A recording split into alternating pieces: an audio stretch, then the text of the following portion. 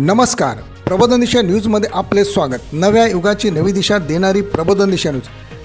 कळत्या वयात मुलांना काय हवं, काय सांगायला पाहिजे, यामुळे त्यांच्यामध्ये कसे प्रबोधन होईल यासाठी संवाद नात्यांचा कविता.comच्या माध्यमातून राज्यात विविध शहरांमध्ये कवितांच्या माध्यमातून प्रबोधन करण्याचा प्रयत्न सुरू आहे। नवी मुंबईतील दिघा येथील हिंदमाता विद्यालयात मुख्याध्यापक सुरेश डेरेसर यांच्या माध्यमातून विद्यार्थ्यांसाठी महाकवी कालिदास दिनानिमित्त संवाद नात्यांचा कविता.comचा 53वा प्रयोग करण्यात आला। शिवतुतारी प्रतिष्ठान नवी मुंबईच्या वतीने संवाद नात्यांचा कविता.comचे निर्माते व सूत्रधार प्राध्यापक रवींद्र पाटील, निवेदक नारायण लांडगे पाटील, कवी रुद्राक्ष पातारे, वैभव वराडी, जितेंद्र लाड, स्वाती शिवचरण व नवोदित कवींनी सहभाग घेतला होता। महीनों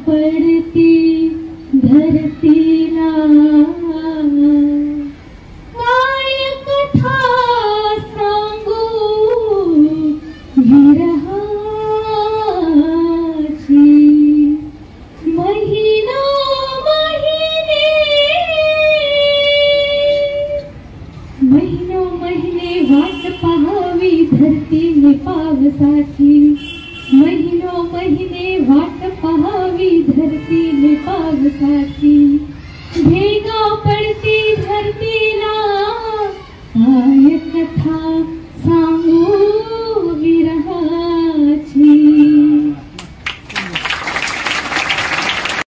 ज्या प्रकारचा पाऊस वगैरे पडतोय त्या सगळ्या पावसाचं चित्रण या कवितेमध्ये सुंदर पद्धतीने स्वाती मॅडमने या ठिकाणी विषद केलं आणि खऱ्या अर्थानं आपण वेगवेगळ्या कविता या ठिकाणी पुस्तकामध्ये अनुभवतो, पण प्रत्यक्ष कवीच्या कविता आपल्याला या ठिकाणी ऐकायला मिळतात। हे फार सुंदर गोष्ट आहे आणि तुम्ही सुद्धा वेळोवेळी चांगल्या टाळ्या वाजवताय। तर काही ठिकाणी गेल्यानंतर टाळ्या वाजवा असं लोकांना सांगावं लागतं की टाळ्या वाजवा। तुम्ही जितक्या टाळ्या वाजवता तसं ऍडव्हान्स पेमेंट केल्यासारखं टाळ्या वाजतात।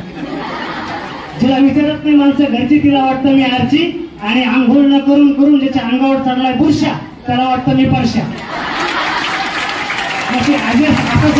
वातावरण असताना सुद्धा ज्ञानाची साधना करणारे विद्यार्थी हिंदमाता विद्यालयामध्ये आहेत, ही चांगली गोष्ट आहे। व्यासपीठावरील सर्व मान्यवर, माझे सर्व सहकारी शिक्षक, कर्मचारी आणि विद्यार्थी मित्रांनो, खरं म्हणजे मी आभार प्रदर्शनासाठी या ठिकाणी उभा आहे, पण मला अजूनही वाटते की आपण माणूस नाही आणि हा कार्यक्रम संपतेच नाही। खरं म्हणजे जी मुलं अर्धा तास एका पिरियडला शांत बसत नाही, ती मुलं 3.5 तास आणि कितीही प्रश्न विचारला कसल्याच प्रकारचा प्रतिसाद देत नाही। शिक्षकांना असं वाटतं की आपण शिकवलंय की नाही शिकवलंय यांना, पण या ठिकाणी इतका भरभरून प्रतिसाद देतात हे पाहून खरंच मनाला अतिशय आनंद। सर, खरं म्हणजे आमच्या शाळेतील अशा प्रकारचा हा पहिलाच कार्यक्रम आहे।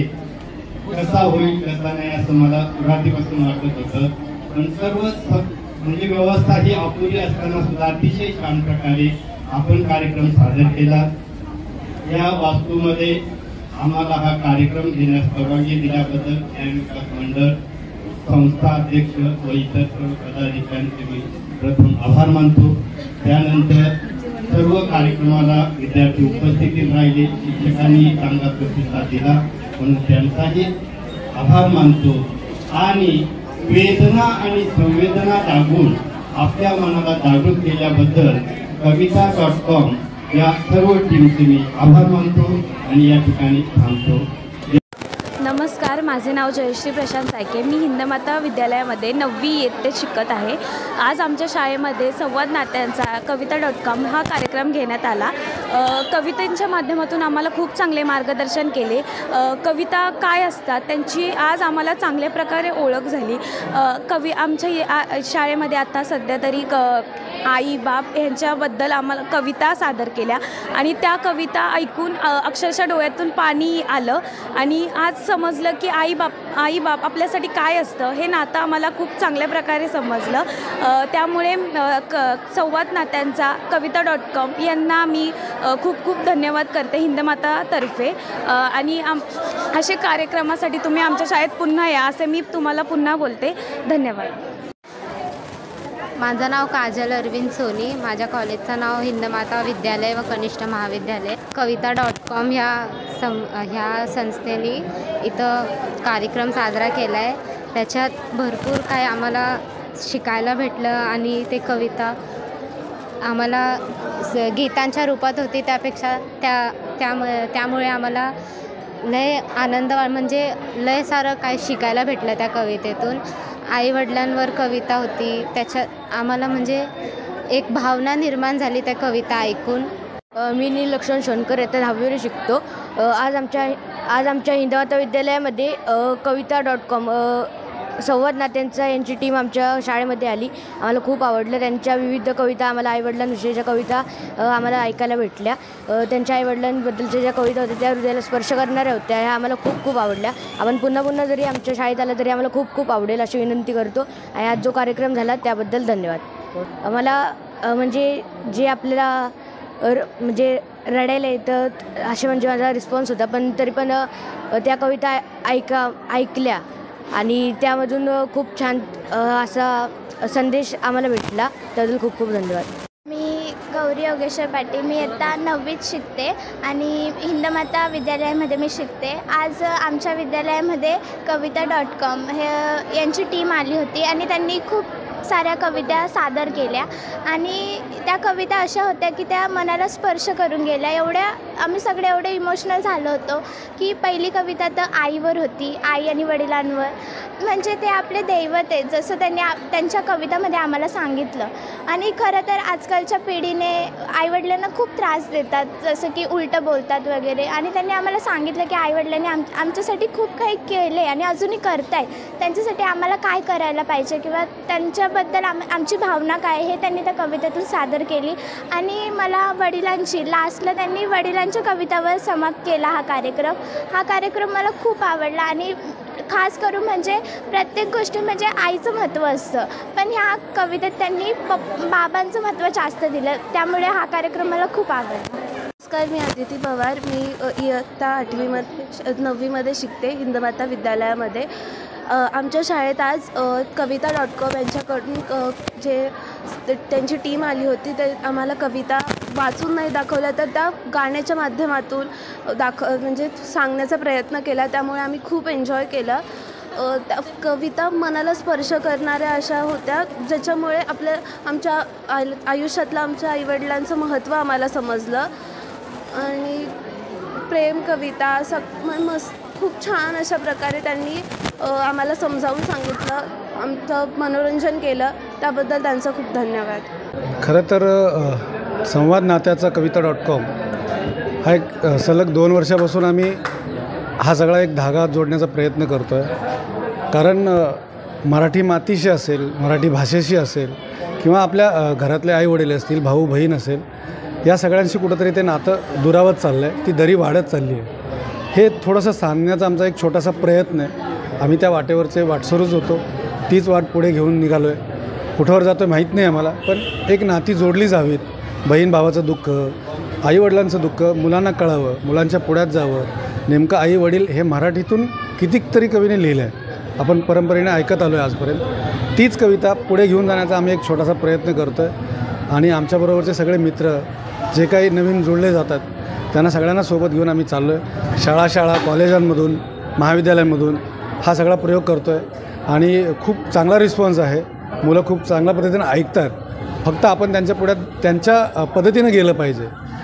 आजची जी पिढी आहे खरं तर ती इंटरनेट, सगळी इंग्लिश मीडियम या सगळ्यांशी जर जुळून आहे, पण त्यामधून देखील आपण आपल्या मराठी भाषेचा प्रसार किंवा आपल्या मातीशी असलेली नाळ ही तुटू नये. कारण येणारा काळ हा खूप भयानक आहे.